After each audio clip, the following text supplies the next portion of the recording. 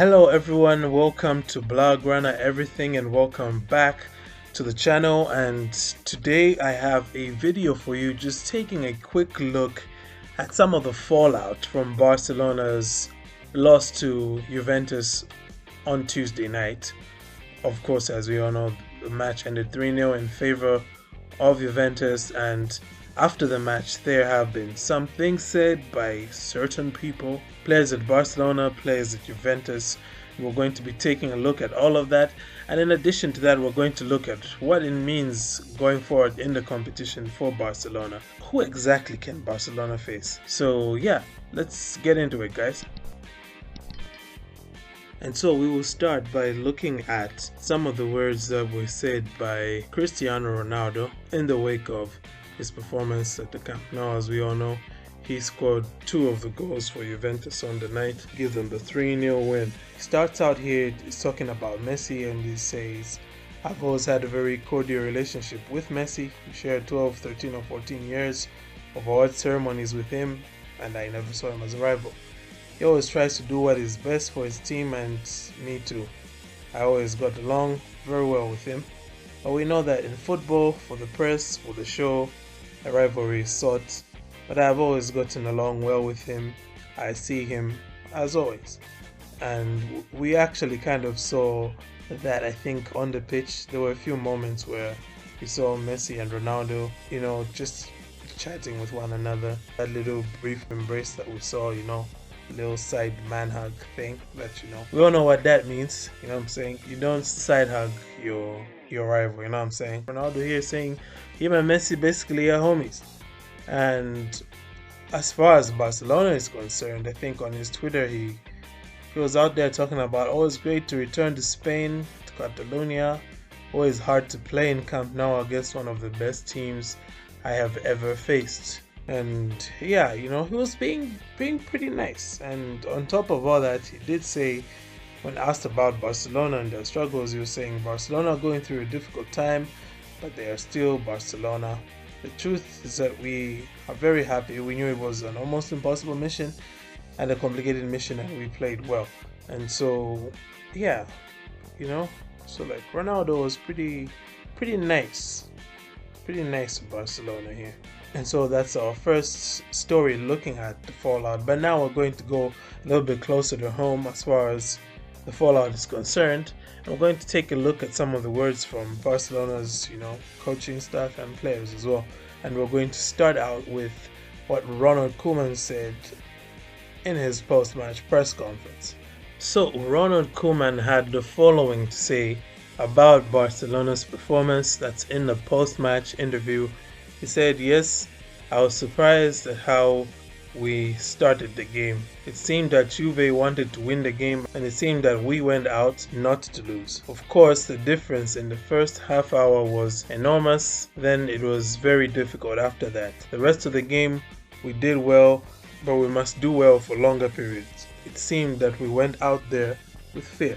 And well, I think there isn't really anyone out here who's going to be disagreeing with those words right there from Ronald Koeman, because it's something that I felt is in Barcelona as a mentality issue. Showing too much respect to the opponent, playing with fear.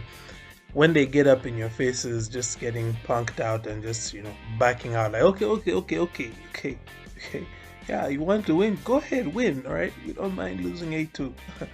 So like, there is a bit of that type of mentality going on, and I think it's the same thing again we saw after the Juve game. But the question is, what can we do about it? Can it be changed? Is it that this group of players is now just doomed to forever be pansies whenever they're, pressed by the opponent, whenever the opponent comes at them, aggressively? Are these guys just doomed to always cower in a corner?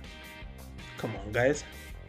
And from that reaction by Ronald Koeman, we're now going to look at some of the player reactions. And we'll start out first of all with Antoine Griezmann, who also gave an interview post-match. Here's what Griezmann had to say. Griezmann said, "We didn't turn up. In the first half, they got the better of us. It was a lack of everything. A lack of desire, lack of attitude, lack of willingness to run. All of it was bad. In the second half, there was already a 3-goal advantage and it was easier for us, but we had a bad day and a bad game. Then when asked about who to blame for the performance that Barcelona put up, Griezmann responded, "Who else can be blamed if we are the ones who play? We have to work on this and want to improve, want to play, and only in this way are we going to move forward." He continued on to say, "We're going to try to put the excuses to the side. The only way is to put everything aside through work and nothing else.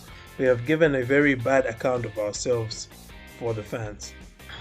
And so that's what Antoine Griezmann had to say, and basically just stepping forward, assuming blame for what had happened.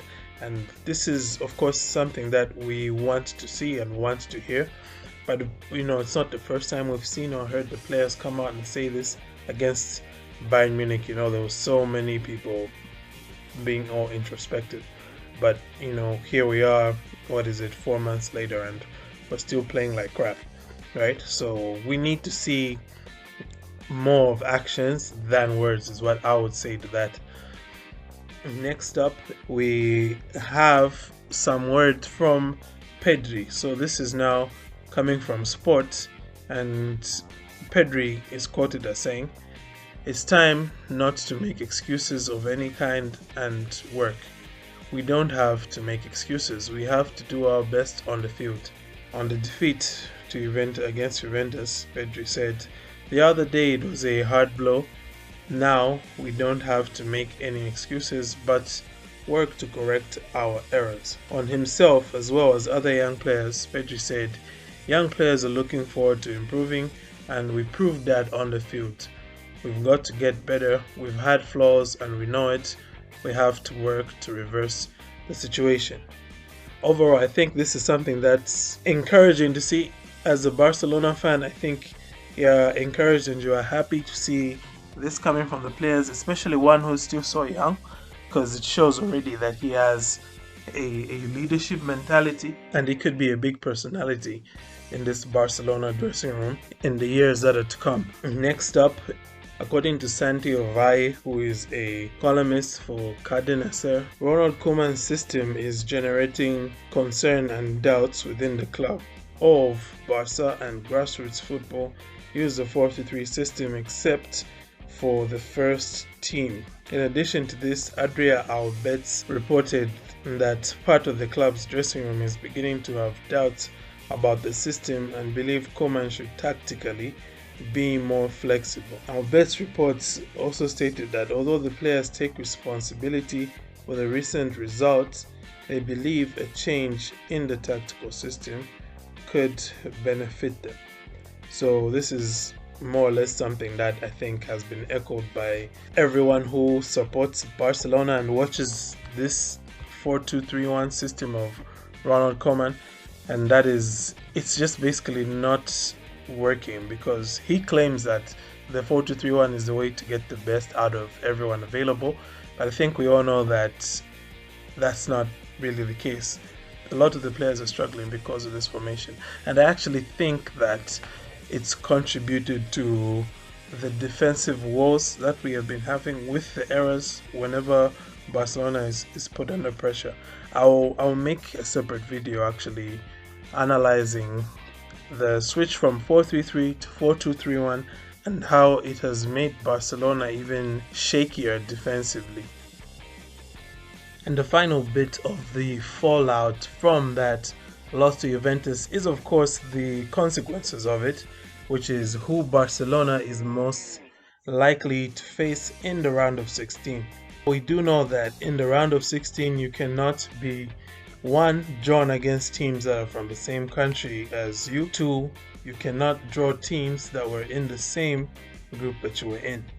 And because of that, that rules out Juventus and that rules out Real Madrid as possible teams that Barcelona could draw in the round of 16. So that's basically all the other group winners are on the table. And those teams are Bayern Munich, Liverpool, Borussia Dortmund, Chelsea and Manchester City. And of course the teams that are most likely for Barcelona to face are Bayern Munich, and Borussia Dortmund. So yes, quite the fallout. Could see Barcelona's, or what am I saying? Could see. We're probably going to see Barcelona's participation in this competition end at the round of 16 stage. Should they get Bayern Munich, and they're least likely to get Manchester City, who personally I think would be the preferred opponent, because they are not averse to a defensive disaster class like us. So it would be like a meeting of the like minds. Plus, meeting Guardiola again, that would be cool. Anyway, that's basically it for this video. So you can look forward to my next video, which will be up by Saturday, previewing the game versus Levante at the Camp Nou. Some pretty interesting things to look at in there, not only just as far as who we could possibly see playing, but also looking at Barcelona's recent history against Levante and how there could be some joy for Barcelona in that match. So thank you once again, guys, for tuning in. I am out. Have a great day, and Forza Barca.